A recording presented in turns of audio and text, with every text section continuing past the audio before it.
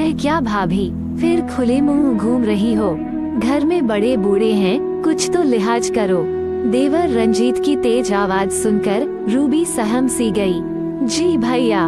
उसने जल्दी ही अपने सिर पर पल्लू ले लिया और बोली, भैया आदत नहीं है ना, इसलिए पल्लू बार बार फिसल जाता है।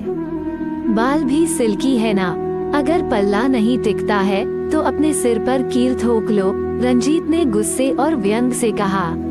रूबी स्तब्ध सी खड़ी रह गई। वो एक आधुनिक एवं स्वतंत्र विचारधारा वाले परिवार में पली बड़ी थी। उसने कभी अपने घर में ऐसा देखा ही नहीं था, पर फिर भी नई नई शादी होने के कारण वो सब रीति रिवाज निभाए जा रही थी। रूबी की शादी को कुछ ही दिन हुए थे। वो अभी घर में सभी को समझने की कोशिश कर ही रही थी। अमोल से पहली मुलाकात में ही उसे प्यार हो गया और उसने शादी करने का निश्चय कर लिया था। सास ससुर, दादी सास, दादा ससुर, निंदों और देवरों से भरा पूरा उसका ससुराल था। उसका देवर रंजीत उच्च शिक्षा प्राप्त, वैसे तो अपने आप को आधुनिक कहता था, पर था पूरी तरह रूढ़िवादी। हर बात पर रूबी को टोकता था। कभी कपड़ों पर ठीक से प्रेस नहीं की है, तो कभी रोटी गोल नहीं बनाई, कभी सब्जी में मसाले की शिकायत, तो कभी कुछ। हर बात में मीन मेख निकालने में जैसे उसे मजा आता था। यहाँ तक कि रिश्तेदारों से हंसकर बात करने में भी उसका मुंह चढ़ जाता था। घर में उसी की चलती थी और सास ससुर का अप्रत्यक्ष रूप से उसे समर्थन प्राप्त था, इसलिए कोई कुछ भी कहने की हिम्मत नहीं कर पाता था। जब भी ऐसी किसी बात पर उसका चेहरा उतर जाता तो अमोल उसे देवर भाभी की हंसी मजाक कहकर हंसकर टालने को कह देते थे और कहते कि रंजीत भले ही थोड़ा गुस्से वाला है, पर दिल का बहुत अच्छा है। दादा दादी रूबी से बहुत प्यार करते थे, पर वो भी अपने इस बिगड़ल पोते से दुखी रहते थे और चाहकर भी रूबी का पक्ष नहीं ले पाते थे।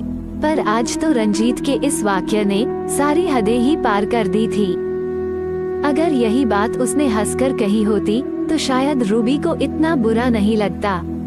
उसने कुछ ही दिनों में ये समझ लिया था कि घर में केवल रंजीत को ही उससे समस्या है, पर क्यों है ये कारण अभी तक उसकी समझ से बाहर था।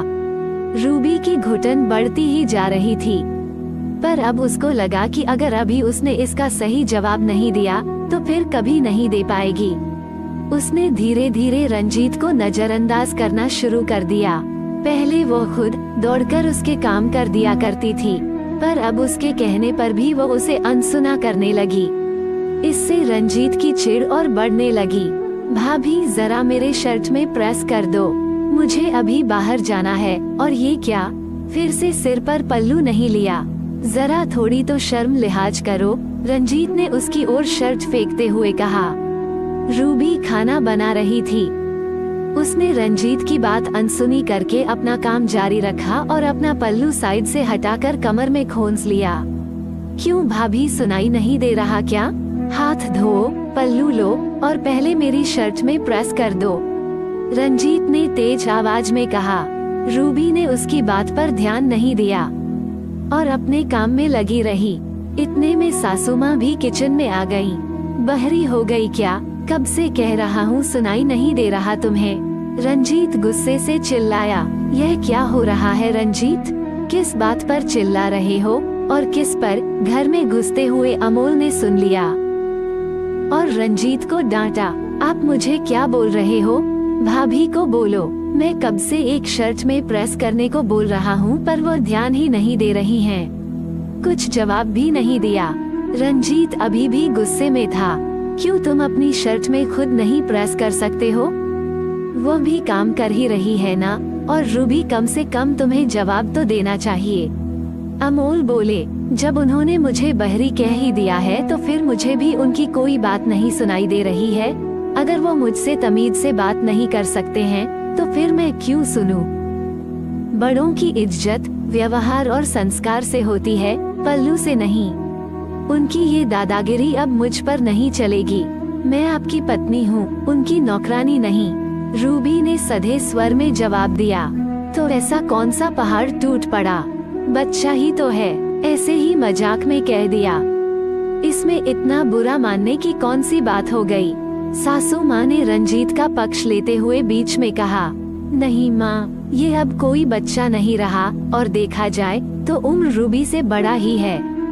मैं भी अभी तक इसके व्यवहार को देवर भाभी के हंसी मजाक के रूप में लेता रहा, पर दिन इसका व्यवहार खराब होता ही जा रहा है। रंजीत, चलो माफी मांगो रूबी से और आइंदा तमीज से बात करना। बड़ी भाभी है तुम्हारी, अमोल ने गुस्से से कहा। रंजीत का सिर झुक गया और उसने रूबी से माफी मांग ली। रूबी को अमोल पर गर्व हुआ कि आज उन्होंने अपनी पत्नी के सम्मान की रक्षा की। उसे लगा आज उसे सच में आजादी मिली है, बेवजह के बंधनों से, पुराने ख्यालातों से। दोस्तों, अगर यह कहानी आपको अच्छी लगी हो तो वीडियो को लाइक और चैनल को जरूर सब्सक्राइब करें। धन्यवाद दोस्तों।